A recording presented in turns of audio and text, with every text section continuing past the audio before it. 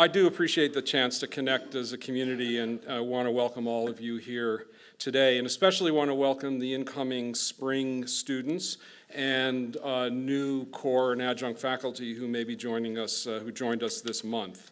We have a wonderful group of new students and faculty, and happy that they're with us. This is, I think, the third year that we've done this talk, and it's actually been helpful to me because it's an opportunity to kind of think back, take a look at what's going on at Naropa and figure out what feels important to address, both the challenges and our opportunities. I'd like to frame some of the bigger issues and then offer some details about the work that we're doing together, and hopefully encourage conversation that can continue throughout the semester. One way that we can have this dialogue is through some of our existing structures. So SUN, the Student Government, the Staff Executive Council, Cauldron, our Faculty Senate, or the University Leadership Group. And I'm going to talk a little bit about those groups in a little bit. Can host and have been hosting discussions, not just with me, but with all of us and with my colleagues. But I also want to be clear that there's an opportunity for much more spontaneous discussions as well. Last fall, for example, I was invited to join a dialogue that was hosted by a grassroots student group called SPARC, which stands for Spiritual Political Activist Radical Coalition. And it was created in response to a student desire to create a space to discuss some of the issues arising from the allegations of sexual impropriety within the Shambhala community, something I'll talk about in a minute as well. Another recently formed student group, and I actually have no idea, Joy is here, you can tell us what it means, it's called SHIFT. I have no idea what SHIFT stands for. You want to shout? Students Henceforth Integrating Forward Thinking. There you go.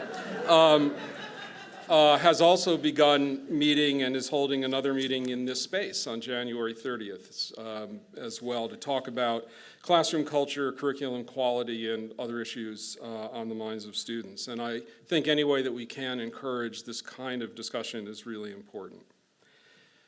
When I started this talk last year, I described the work, from my point of view, the work that we're doing together by referring to the teachings of Roshi Bernie Glassman, who himself interpreted the work of the iconic Zen master Dogen from several hundred years ago. Bernie, in his beautiful book called Instructions to the Cook, talked about looking at everything that a human being encounters, the endless information that sort of surrounds us at all times, the life experiences that we have, those painful experiences, those uplifting experiences, the whole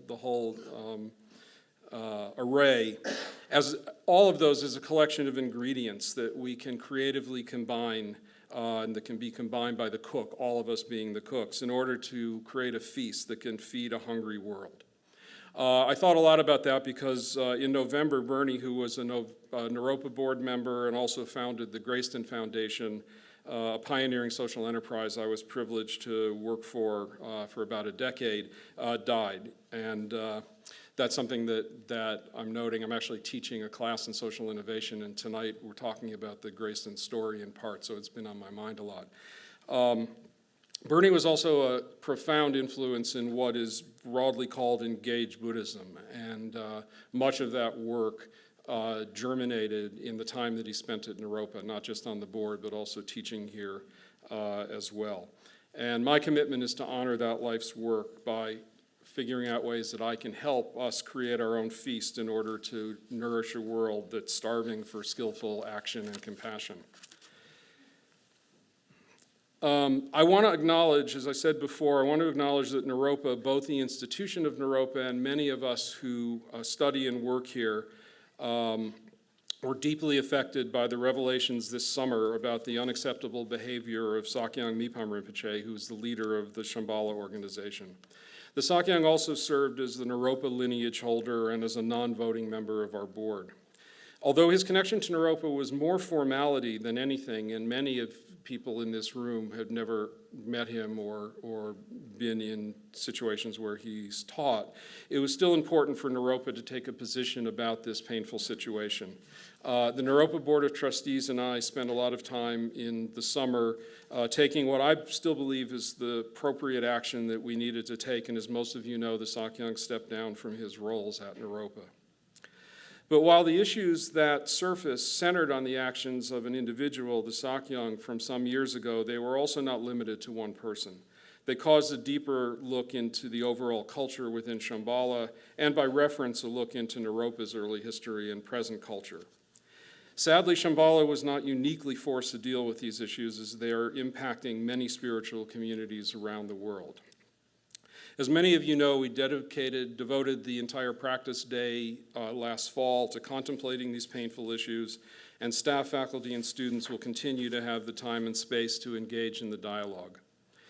In addition to encouraging honest conversation, we're working to enhance the institutional structures at Naropa that can in part serve as a protection against the infection that comes from ignoring or repressing evidence of abuse, bias, exclusion, and the misuse of privilege and power. Under the leadership of Regina Smith, who is our Executive Director for Mission Integration and Student Affairs, we hired Amanda Aguilera as the first Associate Director for Conflict Resolution and Inclusive Community. Amanda brings considerable skill in restorative justice practices and much else in terms of how communities can come together to address difficult issues. We're also fortunate that Sarah Silvis Bernstein accepted the expanded role as Director of Community Standards and Student Conduct, in addition to continuing as our Title IX Coordinator.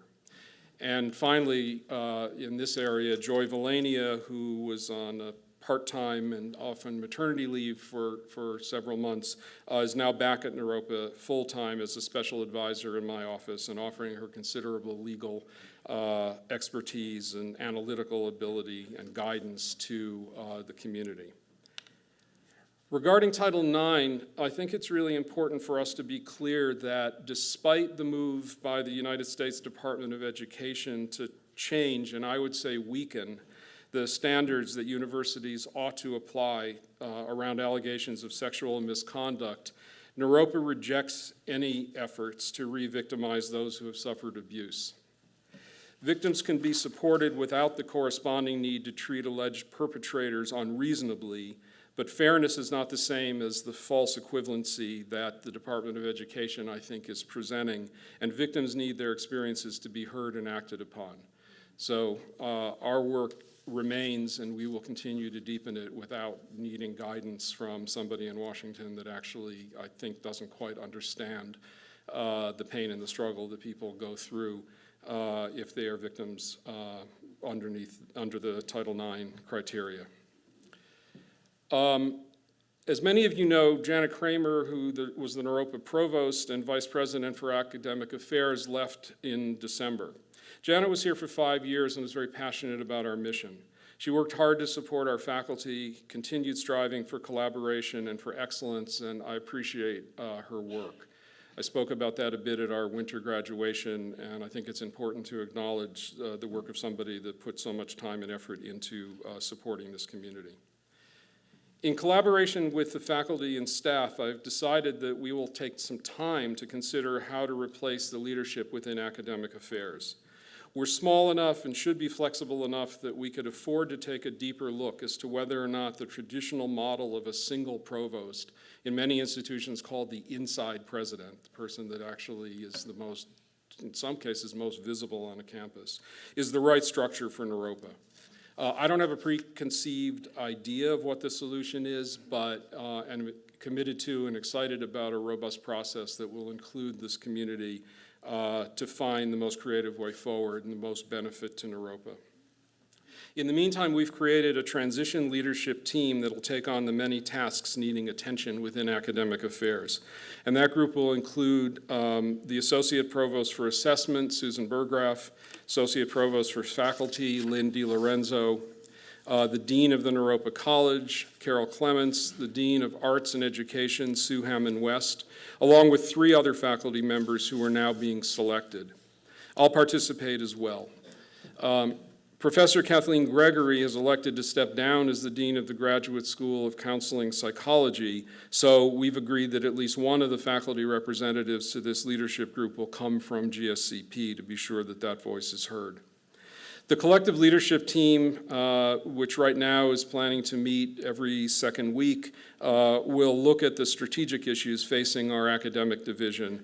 And both Tyler Kelsch, our Vice President for Operations, and I are committed to finding meaningful ways for collaboration in how we allocate resources and in the other decisions that impact faculty and students every day. We say that we collaborate sometimes, but when we present avalanches of information with several days to address before they need to be formalized in some way, that's not really collaboration, that's just an information dump. And I think our commitment is to find much better ways to create a rhythm so that there's actual opportunity for input. A decision was made last summer to consolidate the administrative support for the academic departments and to phase out program chairs who were faculty members. I believe that the logic underlying those decisions, both to create efficiency and save money, remains sound, but I also acknowledge that the rollout and the communication was not well managed. On the administrative support side, some of the administrative specialists moved into the Human Resources Department, in part to bring more structure to matters of faculty hiring and faculty support, a major piece of work at Naropa, especially given our reliance on so many adjunct faculty. The number of contracts that we have to address and faculty that we have to work with is immense in proportion to the size of this institution. That move into HR is already bringing some benefit to what was an incredibly cumbersome hiring process. In addition, we have a new full-time administrative support person sitting in academic affairs who is working very closely with the executive assistant in academic affairs, Jason Davis. Their jobs are to assist faculty with the needs that they previously relied on someone in their department to do. And I know that kind of process change can be challenging at the beginning, but I'm convinced that consolidating the admin support services will be of great value across the academic departments. The key is, and I've said this at the Academic Council, the meeting of the core faculty, that when the question comes up about who can help me with this, that without hesitation, that question get put to the Academic Affairs Office for a response. Then it's on us to make sure we're honoring that commitment. Importantly, we also informed the faculty last week that we are actually not now going to eliminate program chairs at the end of this semester as we announced in August. That's going to allow us more time and more time for this interim leadership group to take a closer look at what we actually need. Some larger departments may well need a chair and may well need a chair plus additional support. Some smaller departments may well benefit from some consolidation at the leadership level.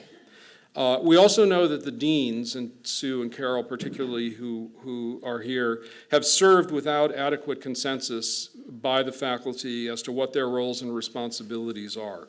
And it's to their credit that they've plugged away, kind of figuring it out as they go. But clarifying those issues is the kind of work that this interim leadership group will address. It's the kind of work that we need in order to have a structure that's transparent and that's understandable to the broadest community. As many of you know, we have a visit upcoming from the Higher Learning Commission on March 11th and 12th. That's our accrediting body. This visit is coming 4 years after, a little more than 4 years after the comprehensive reaccreditation visit that they had in 2014, and about 5 years from the next major visit. They're particularly focused on looking at our progress in academic assessment and how the results of program assessment actually informs the way we allocate resources, how we plan enrollment strategies, and marketing strategies. It's also to confirm in general that we're on track for the reaccreditation in 2024, which I think is safe to say is going to be somebody else's problem.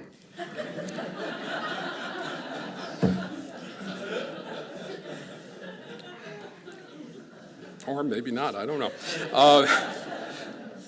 In 2014, was it? Oh, with a walker, yeah. In 2014, we did begin a revised and much more comprehensive assessment process. So the HLC, which HLC thought was promising and helpful, but because it was only less than a year, I think, underway, the decision to come back next in March was so that we could have more time to gather more years of data.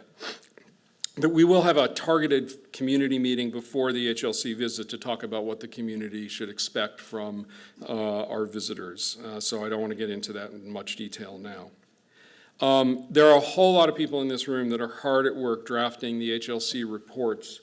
We have until February 11th to upload everything onto this HLC website, at which point it's locked and we no longer can edit. So the next 3 weeks is crucial for us to make sure we're telling the Naropa story. And I want to thank everybody broadly who is working on the HLC, but I have to say specifically to Dr. Susan Burgraff, who's immersed herself fully in this immense task, and gratitude for taking it on even within the slight turmoil within the Academic Affairs Department given these changes. And so thank you, Susan, for that.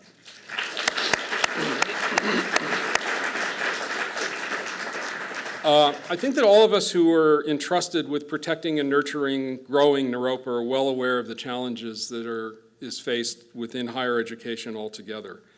Schools are closing. For example, some of you know that Merrillhurst College, a Portland, Oregon school that's been around for a long time, lost over half its students in a less than 4-year time period and closed rather suddenly. Merrillhurst had a very good master's in art therapy program, who was actually a competitor of ours for our therapy program, and we accepted some of their students as transfer students into our program, but take no joy in the disruption of their academic journey. We're obviously glad they're here, but sorry for what they went through.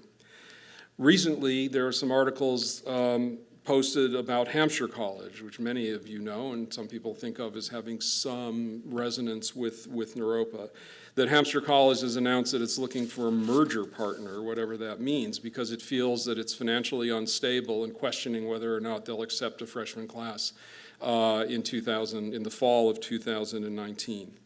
Now, Hampshire, like other schools that are struggling in various ways, are struggling for very unique and specific reasons. It's not just a sort of broad brush. But nevertheless, we can't ignore the fact that for a school like Hampshire with a unique mission, passionate students, faculty, and alumni, it's a somewhat seismic for a school like that to feel as insecure as it does. And unfortunately, there are other such stories across the country. I don't believe that Naropa is yet an endangered species. But as we continue to live in a time when young, relatively resource-constrained colleges are struggling, our test is going to be to work together to find fresh ways to deliver on the promise of 45 years ago, to rekindle the pilot light of Western higher education. We're fortunate to have been able to invest in Boulder over these years, and particularly in Boulder real estate. That together with our modest endowment, which is today about $8 million, we have about $45 million in net assets that is available to Naropa. Now, of course, much of that is represented by the spaces that we occupy, so it isn't a sort of simple matter of spending $45 million and fixing everything. On the other hand, many of the schools that are in trouble have burned through their endowments, have mortgaged their assets to the hilt, and actually have very few places to turn. Naropa is not in that place, and it's up to us to take advantage of the opportunities that we have in front of us, grounding our decisions, knowing that we have some resources available. But the reality is we have to get it right. And getting it right includes today needing to evolve further into a more stable business model. Our enrollment over the past several years remains flat. Thankfully, no precipitous declines like the stories that I've told, but nevertheless not growing in the way that we've aspired to grow. We moved the enrollment and marketing areas into the academic affairs division a couple of years ago. This is becoming a somewhat common practice in other institutions, and we did it in large part to find ways to better integrate the faculty and admissions staff, enrollment staff, and also to effectively create and follow an enrollment management plan. The good news is there's been some success in that work, primarily success in significantly increasing our retention rate, meaning students that arrive here stay here. And that is something which colleges struggle with all around the country. It was an issue that Naropa had some years ago. We were fortunate to receive some funding from the federal government to improve some of our institutional structures. The faculty has worked very hard because there's no question there's a direct line between the faculty's work around retention and our success. And we've done very well in that area. The other thing we've done to retain students is to look hard at what other support we can offer. And there's always more that we can do. But some of the things worth noting is that we evolved the Office for Inclusive Community and the traditional Dean of Students role by combining them into the office that I noted that Regina is leading, the Office for Mission Integration and Student Services. And by bringing equity, inclusion, support for student government, student mental health counseling, grievance and conduct concerns together, support for veterans, a number of the areas that we're working on, we're striving to create a center where student support is not fractured or dispersed across the university. And that's work that is bearing fruit. We can acknowledge that, and we see it in student surveys, that when Naropa really feels that we're true to our mission, students succeed and students stay. New enrollment, however, is not moved, as I mentioned, and that's the area for growth. The good news is that our inquiries and our applications are on the rise in several areas because of some work that was done by the Board of Trustees and by my colleagues. For the first time ever, we set the tuition and the financial aid rates at the board meeting in September, 6 months before we've done it historically, which was putting us at an incredible disadvantage in the market. And so now an accepted student, anyone who was accepted this fall has had a financial aid offer packaged and sent to them months before we did historically. So that was a lot of hard work by people in the financial aid office and the admissions office, and those are the kinds of things that we have to look at in a very granular way.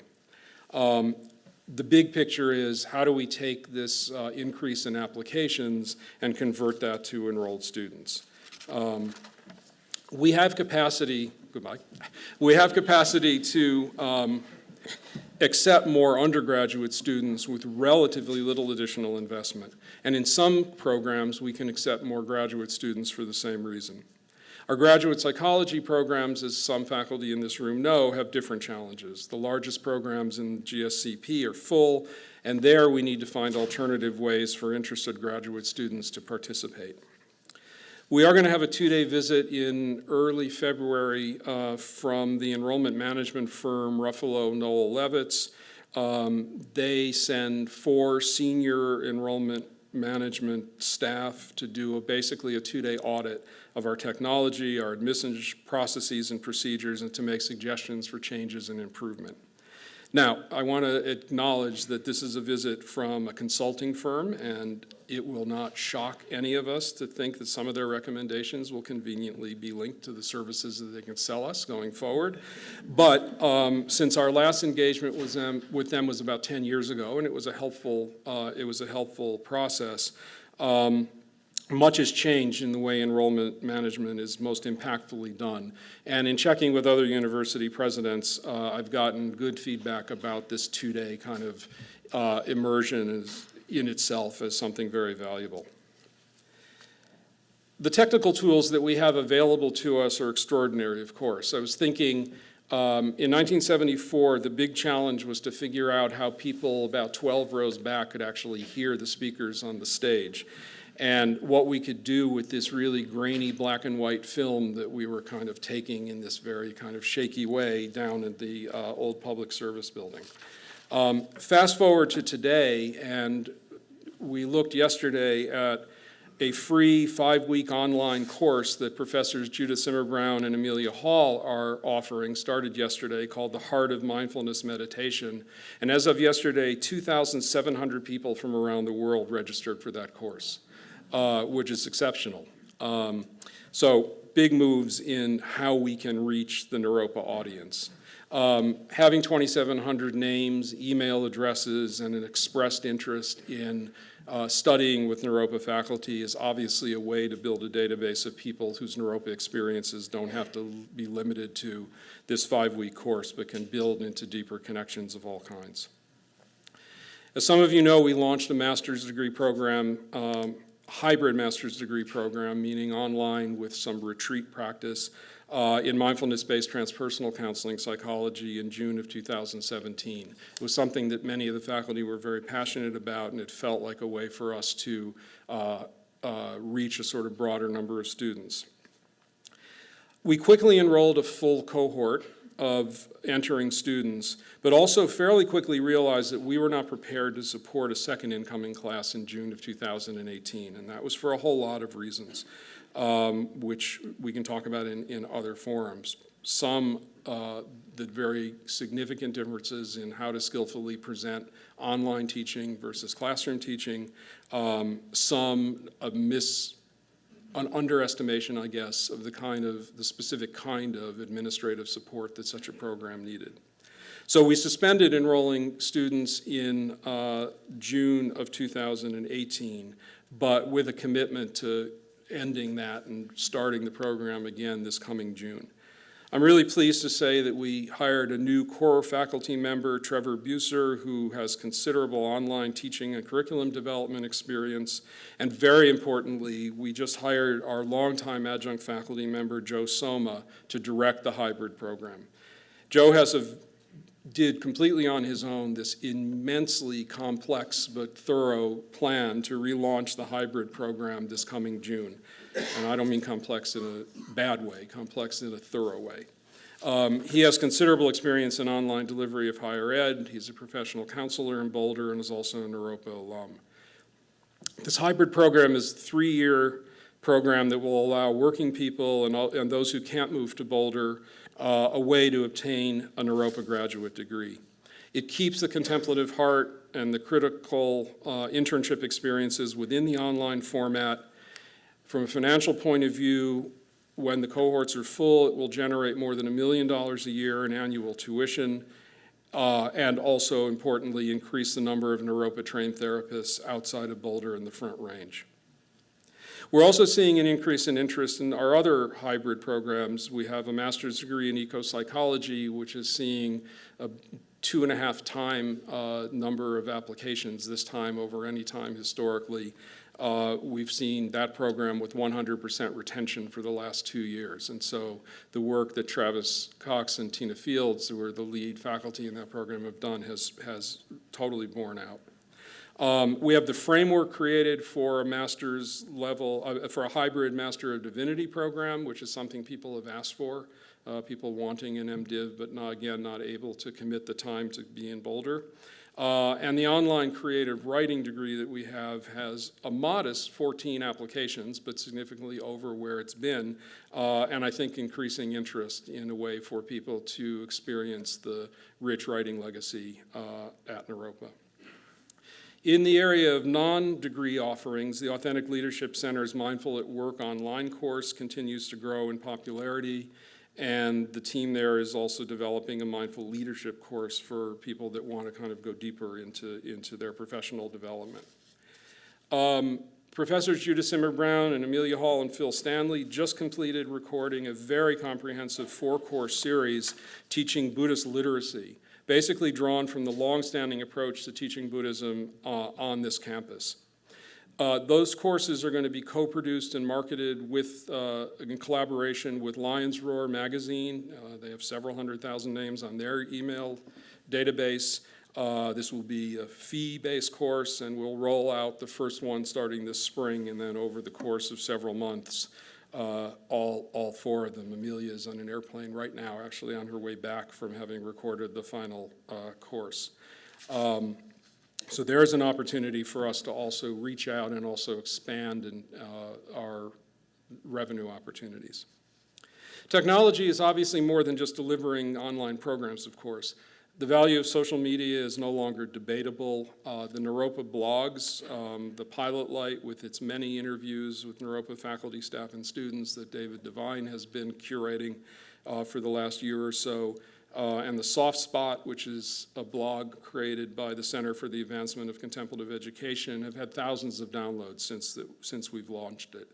The key then is, what do we do with the information that we're collecting from people who are enjoying this connection to Naropa through the blogs.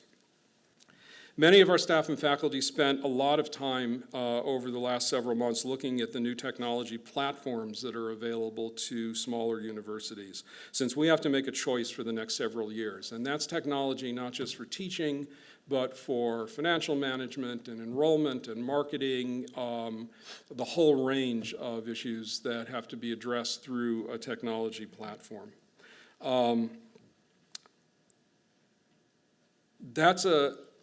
It's a crucial decision for us to make. Right now, we're spending about $1 million a year on information services, including licensing the software that we now have. The move to a new platform is going to cost something more than that, but it's also a choiceless situation that's in front of us. Our current vendor is no longer supporting the platform that we're using, which is also a little bit old in any case. Anybody really love Genzibar? No, the current Genzibar. So we had to make some kind of a choice in any case. We're negotiating a final contract now, and in all likelihood plan to move to a company called Ellucian, which until fairly recently was only available to much larger schools until they made a decision to create a product for the smaller college market. And I think we're excited about the opportunities that this new technology platform will offer us. We also contracted last week with a very successful grant writer at Ellucian to work with us to submit a new Title III grant proposal to the federal government. Now, Lord knows whether anybody will be there to receive it, but we're endlessly optimistic that it will happen.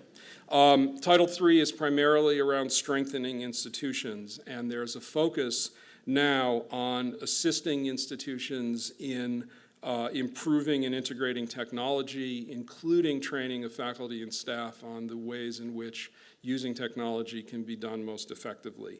We'll see whether we get the money. I hope we will get the money. It's always competitive, but having received the award once actually puts us in a reasonably good place.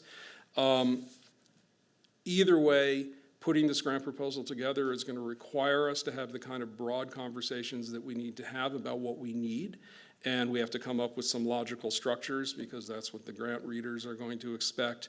Hopefully, as I say, we get the money, but if not, this will be the formation of a proposal that we can also take to private individuals who have expressed interest in helping Naropa kind of evolve into a 21st century institution.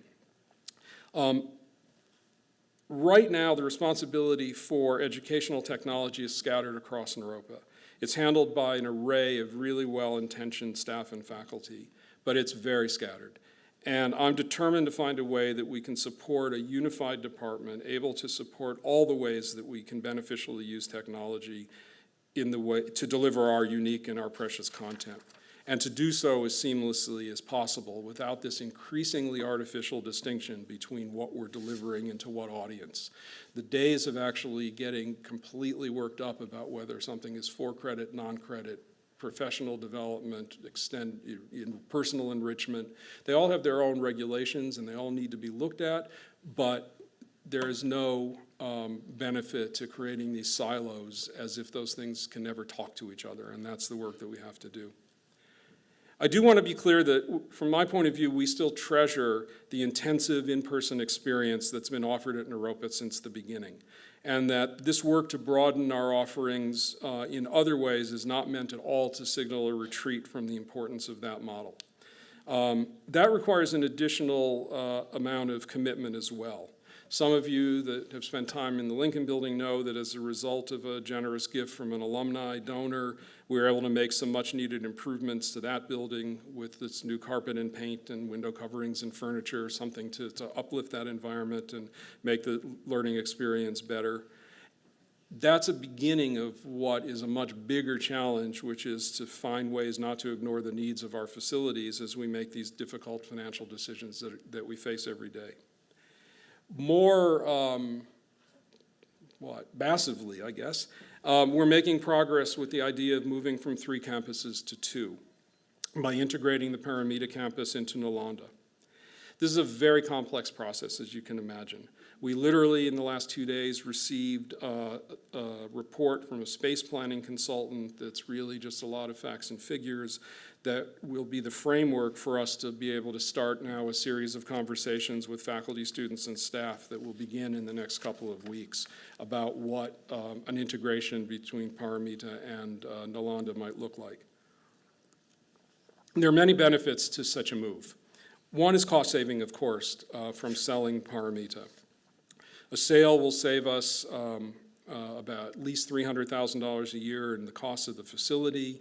It will also generate the kind of capital that we need to further improve the Nalanda spaces and allow us to expand and make better use of the spaces across the street on 63rd Street that where some of you work and many of you know. We'll also be working on plans to improve the library, a better cafe, more functional technology by using some of these sales proceeds.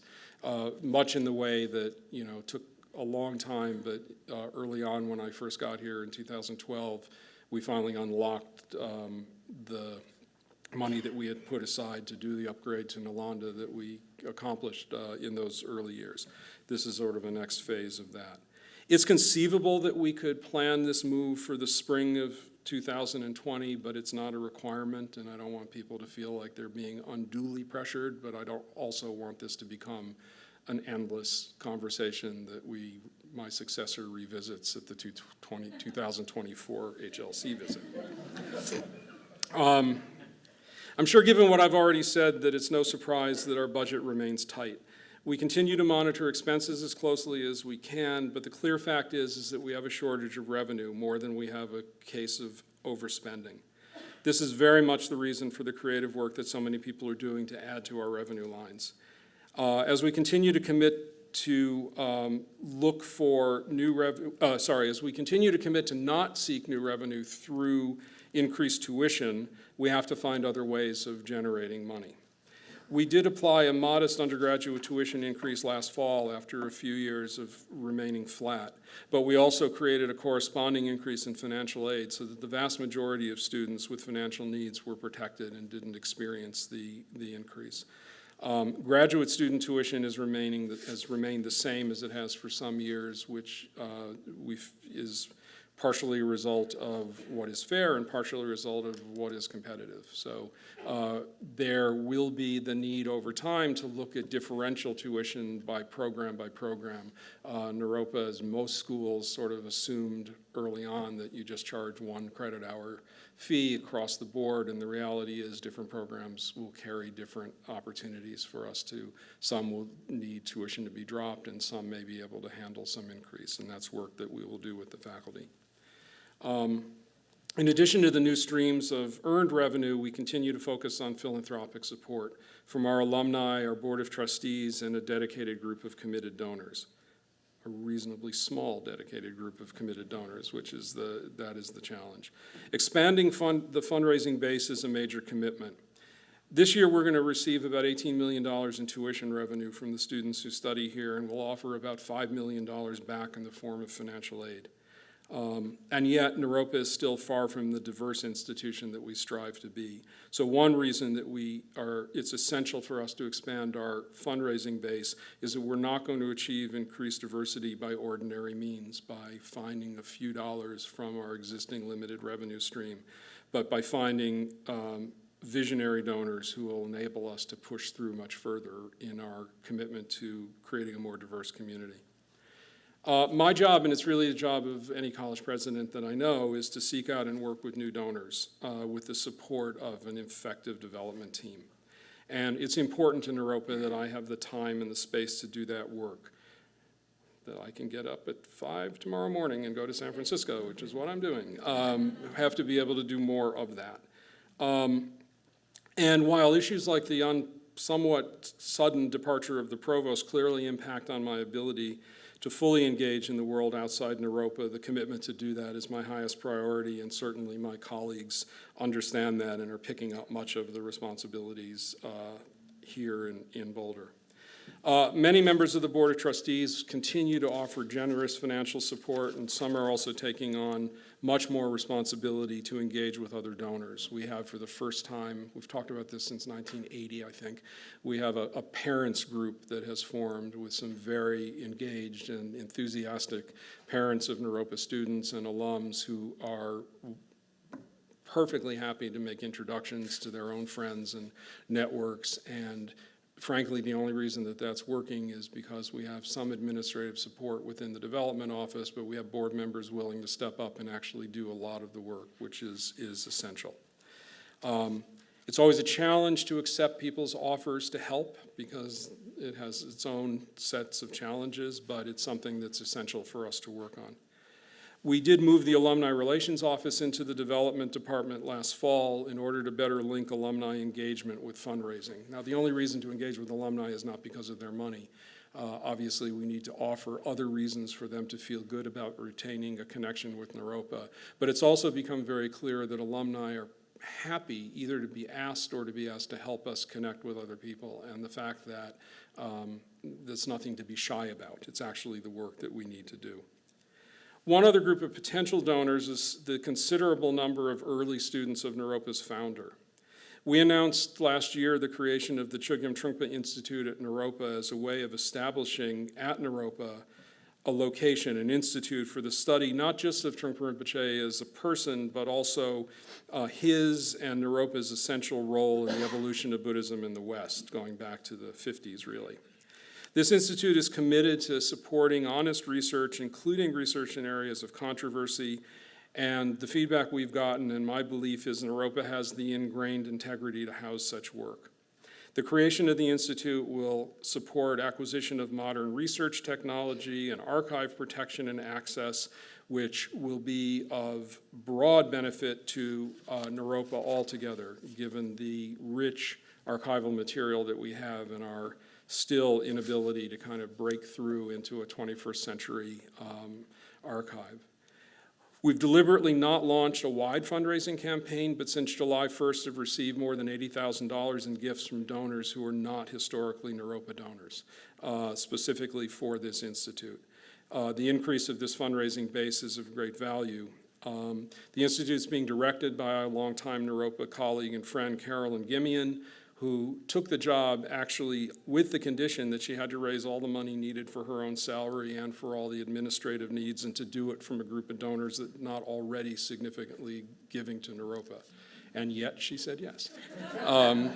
And we have enough money in the bank to keep her going for the next year almost. So far so good.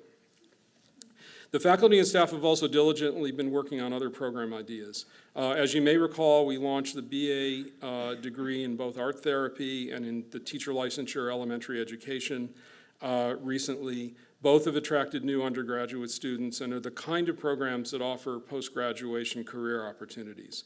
I'm really happy that Betsy Leach, who came here as an instructor in the education program, has agreed to a promotion from instructor to assistant professor and is directing that program, which is quite wonderful. We're in the midst of a faculty search now, and what I've heard is we have some exceptionally good candidates. This will give us an opportunity both to increase the number of students that come in through this BA program, and will also give us the resources, again, to deepen our connection with the Alia Preschool, which is Naropa's lab school, in ways that we have not been able to do as much over the last few years. And so that's something that's very exciting.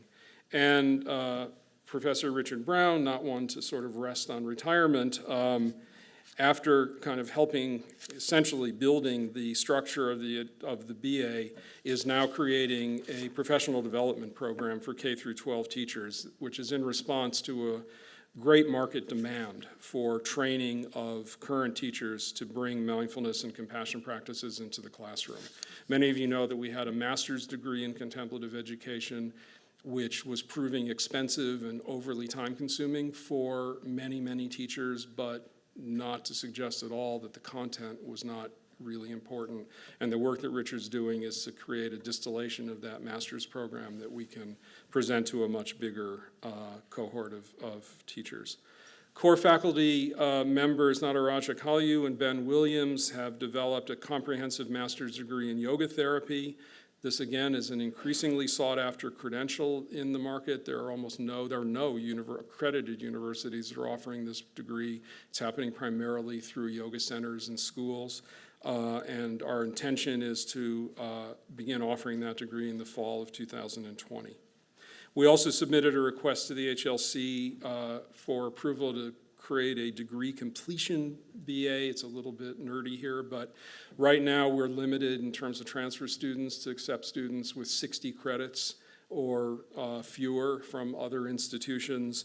We've had requests consistently from students who had some more credits that they wanted to transfer, but for whatever reason left their institutions and really want to complete 3 or 4 semesters at Naropa in order to get their degree and have their degree from here. And so that's work that we're waiting for the HLC to act on soon. This is also the first year that Naropa has owned the Leap Year Alternative First Year program, the gap year program that we've been affiliated with for a long time. The negotiation to purchase Leap Year took a lot longer than we planned, and as a result, we did have fewer initial students than we projected. But the current cohort did have a rich overseas travel experience, rich biological experience as well in some cases, some food that we had to deal with, and had wonderful retreat experience at Naropa, led by Naropa staff and faculty. We are receiving very good response. This is the season where people go to these gap year fairs, which exist all over the country, and we're getting exceptionally good response to Naropa's LEAP program. It is still very unusual for an alternative first-year program to be for credit. In most cases, it's still a 5th year, which for students and for parents of those students who are writing the checks makes for a much more expensive undergraduate educational experience.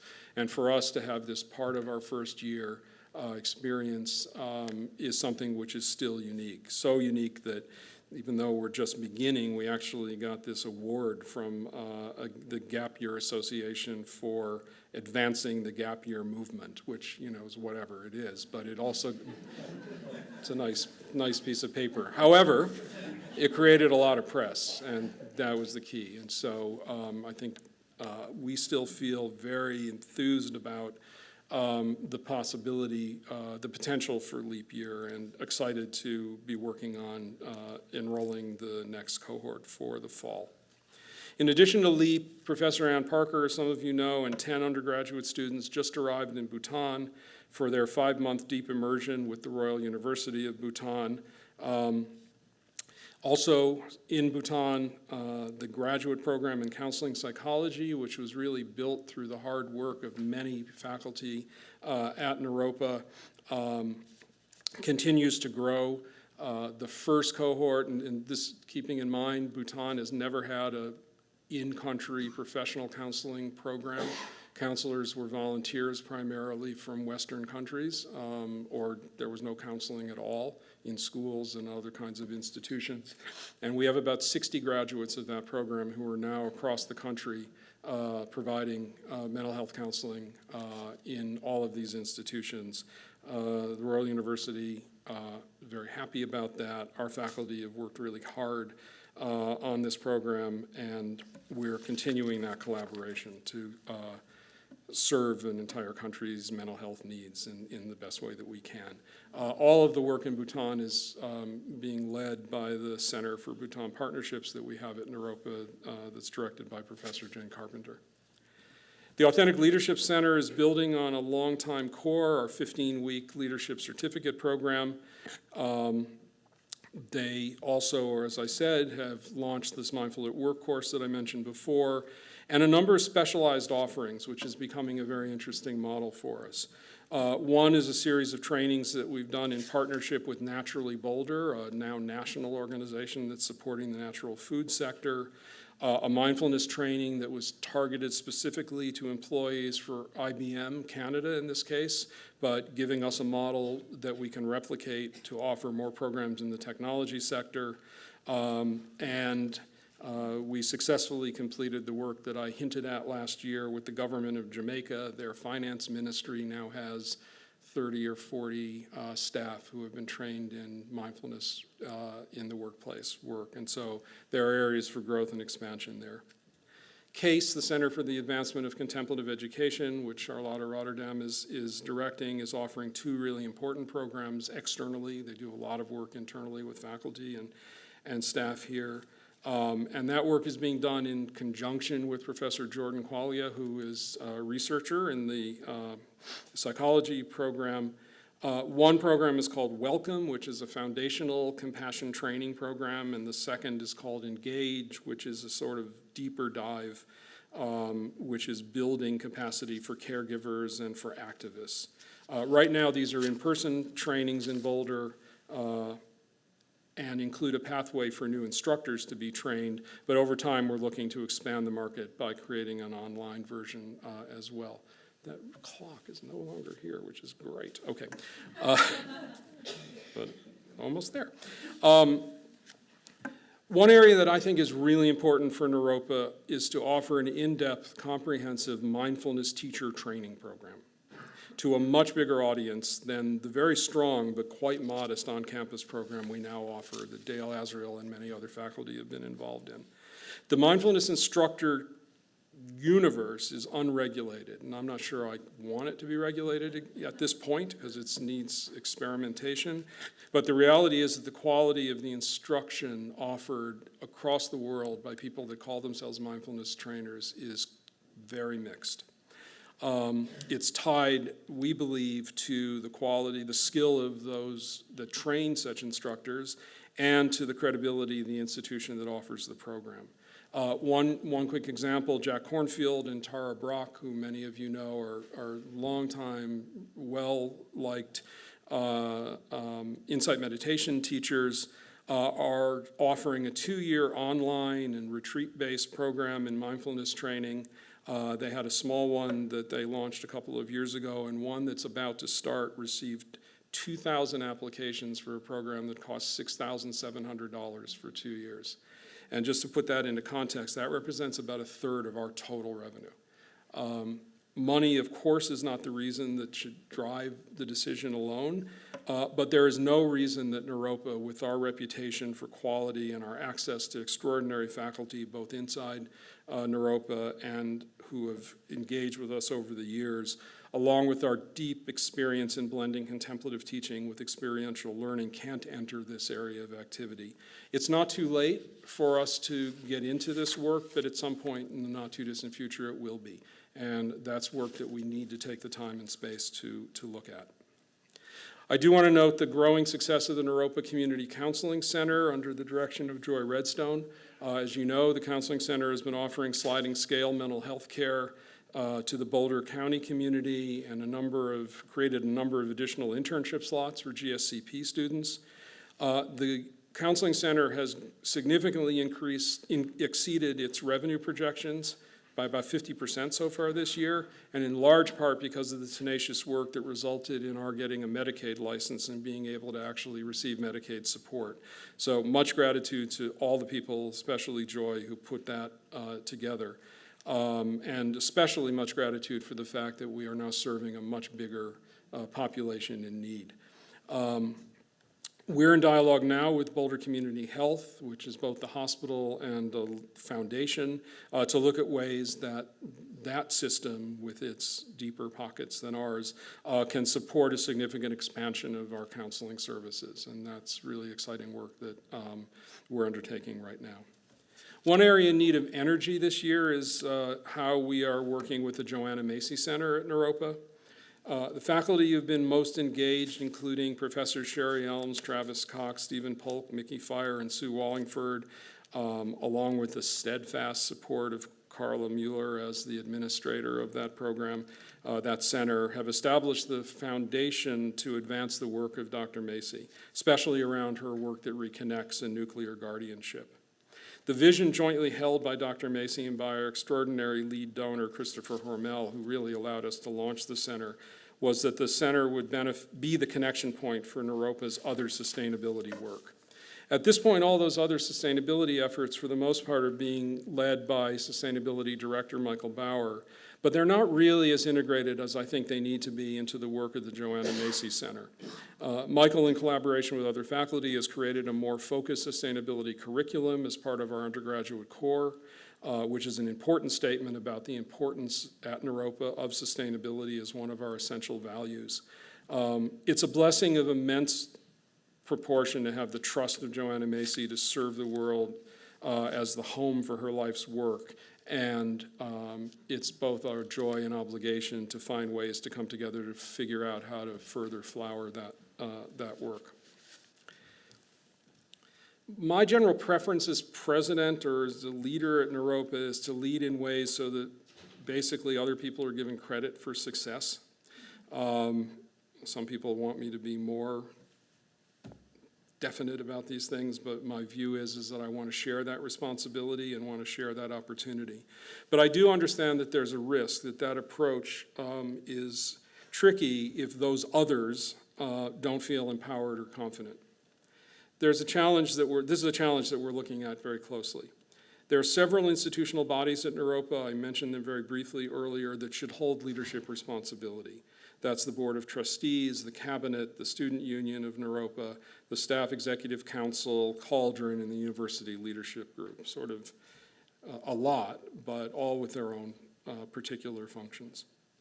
In their own ways, and not unusual in my experience for many nonprofit organizations, each of those leadership bodies does its work, but also is constantly revisiting its reason for existence. I mean, that just seems to be what happens all the time. The board itself is undergoing significant change with some legacy board members departing. Most notable is John Cobb has stepped off the board. We know John as a longtime Naropa president and then board member. He resigned to fulfill a commitment that he made to serve on an interim board for Shambhala at a time when someone with John's skill and his ethical values is greatly needed there. We're actively seeking new board members, including and especially some with more specific higher education experience, and also with boxes of money in their garage. The cabinet is a group of people who directly report to me. Very few, if any, decisions are made by the cabinet, which is much more of an information sharing and assistance offering and assistance helping body. But I'm aware that when senior leaders meet behind closed doors without more public clarity about mission and process, speculation fills the gap. The cabinet itself in structure is evolving, but in the meantime, going back to the restructure of academic affairs, at the request of Cauldron, in the absence of a provost, we're welcoming Professor Jane Carpenter to our meetings starting now in order to ensure that the faculty is present at the cabinet meetings. I've been invited twice in the last few months to meet with Student Union and have committed to making that a regular event. I do want to encourage all students to consider either joining SUN or at least attending SUN meetings.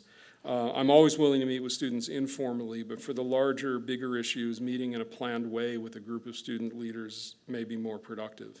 Last summer, several students in the GSCP drafted a very comprehensive memo outlining a number of issues they felt needed addressing, and that well-organized group and clear description of the processes, of the issues that they had allowed me and my colleagues to involve the right members of staff and faculty, and I think to start making real progress in addressing the concerns.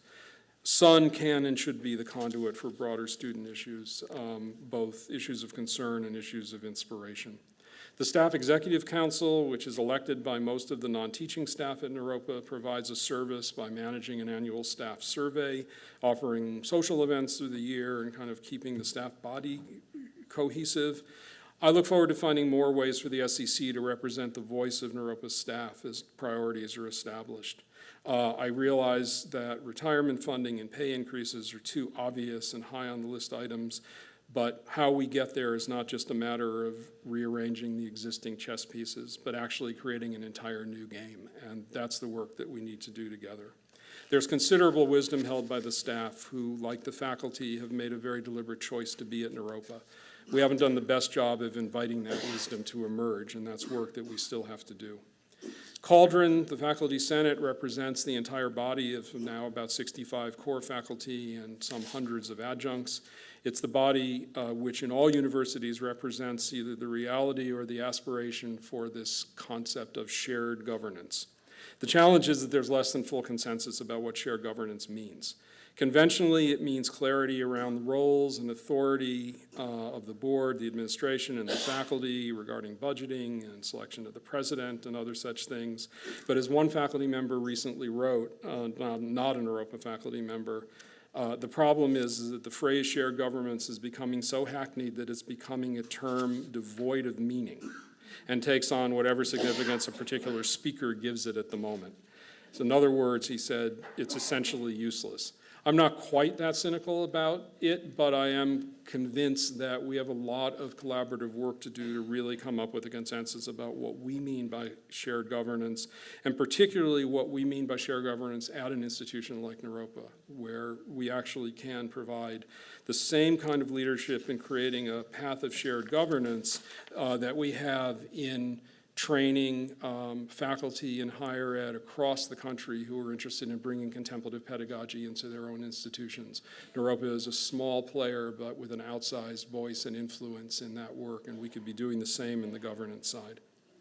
Over the past several weeks, and it's tied, of course, to the absence of the provost, I've been honored to engage in wonderfully creative conversations with faculty, in large part driven by this mutual understanding that we need to find a fresh approach to academic leadership and to collaboration.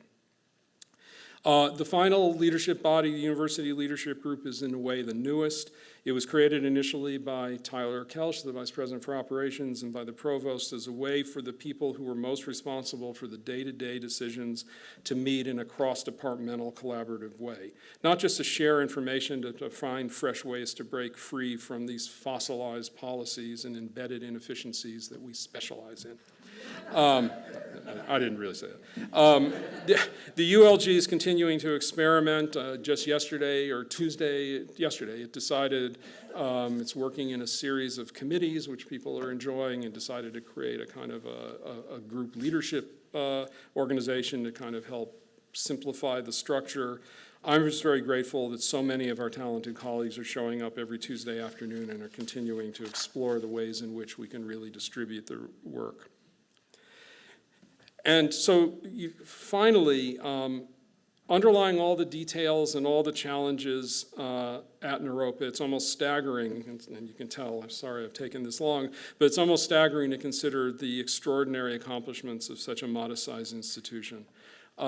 It's incredibly inspiring to be with a community of people who care about each other, who care about Naropa's students, and who deeply hold the responsibility to protect and to propagate our mission. I'm reminded every day that everyone who studies, teaches, or otherwise works here has a number of choices, and they chose to be at Naropa. And choosing to be at Naropa in many cases means giving something up, potentially material benefits or other things. But choice is in front of them. And to me, the magnetic pull of this place comes from a heart connection that I believe we share to a lineage of practitioner scholars going back for generations who see Naropa's infinite potential as a place of study and contemplation and service, and most importantly, who feel the urgency to make a difference in a world that's in need of what Naropa does. Thanks for being here.